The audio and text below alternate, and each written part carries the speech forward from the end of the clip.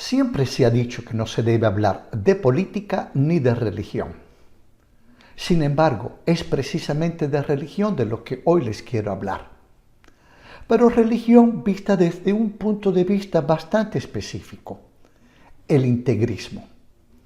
En los últimos años hemos conocido horribles atentados debidos y gracias a integristas que atacan y hacen sufrir a inocentes por el solo hecho de pensar de una forma diferente.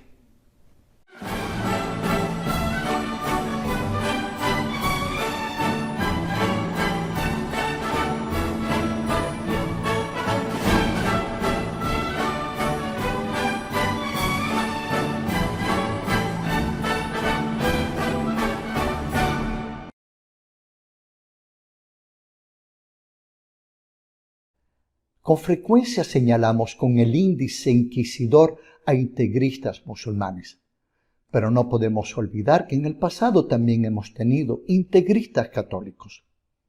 Y es el caso de un personaje que pasó a la historia como precursor de la Reforma, como loco, como fanático, como demagogo. El italiano Girolamo Savonarola. Nació en la ciudad de Ferrara, que entonces era un ducado bajo el poder de la muy poderosa familia de Este. Su nacimiento fue en 1452 en una familia acomodada. Su abuelo era un médico extremadamente católico. Fue él quien le inculcó a Girolamo cuando era niño su amor y respeto por la religión. Sus padres lo tenían destinado a ser médico. Él huyó de la casa familiar para irse a Bolonia, donde ingresó en el convento de San Dominico, de la congregación de los dominicos evidentemente, conocidos por sus votos de pobreza y humildad. Se dedicó a estudiar los escritos de San Agustín, de Santo Tomás de Aquino, que también era dominico, y la Biblia en sí. Tenía un fuerte resentimiento contra la sociedad porque la mujer a la que amaba era de la importante familia Strozzi. Los padres de su amada prohibieron el matrimonio, considerando la diferencia social entre ambos. También se sentía molesto por la vida licenciosa y disoluta que llevaban los papas, primero Inocencio VIII y con posterioridad Alejandro VI. Savonarola consideraba que la iglesia de su época nada tenía que ver con las enseñanzas de Jesús. Muchos estudiosos e historiadores ven en Savonarola un precursor de la Reforma, pocas décadas más tarde, como ya sabemos, que dividiría a Europa. Sin embargo, es necesario reconocer que Savonarola no estaba en contra de la institución papal en sí, sino en contra de los papas en lo personal. Savonarola padecía de epilepsia. También entraba en profundos trances y alegaba que en esos momentos conversaba con el Señor y pretendía ser su voz. Anunció el inminente acontecimiento de una gran catástrofe en la ciudad donde se había establecido la floreciente, rica, elegante y culta Florencia. Esta predicción se hizo patente con la entrada del rey Carlos VIII de Francia, que hizo que los Médici, familia que de facto gobernaba esta república, tuviera que abandonarla. Cuando las tropas francesas salieron de la ciudad camino a Roma, Savonarola gobernó durante poco más de 4 años la ciudad de Florencia. Su intención era primero establecer su forma de gobierno en Florencia y después en el resto de los estados independientes que formaban aquí en aquella época lo que hoy en día conocemos como Italia. La creación de una república católica, como existe hoy en día una república musulmana, es decir, dirigida por religiosos. Savonarola era del criterio que la vida de fasto y licenciosa que se llevaba en Florencia la convertía en una nueva Sodoma. Durante sus prédicas, gracias a una muy viva elocuencia, convencía a multitudes. Durante el periodo en que duró su gobierno, logró prohibir que las mujeres participaran en actos públicos. Las joyas, los maquillajes, la homosexualidad, el adulterio, los peines, el alcohol, los juegos de azar y de toda índole, los espejos, la música que no fuera sacra, ningún tipo de actividad pagana como los carnavales. Prohibió vestirse con ropas llamativas, ajustadas, lujosas y de vivos colores. Prohibió las fiestas. Paralelamente creó un ejército de niños y jóvenes que eran los que tenían la responsabilidad de imponer en las calles los dictámenes de Savonarola. Iban vestidos con capuchas blancas, infringían fuertes multas, azotes o incluso la muerte a los que no respetaran los preceptos de Savonarola.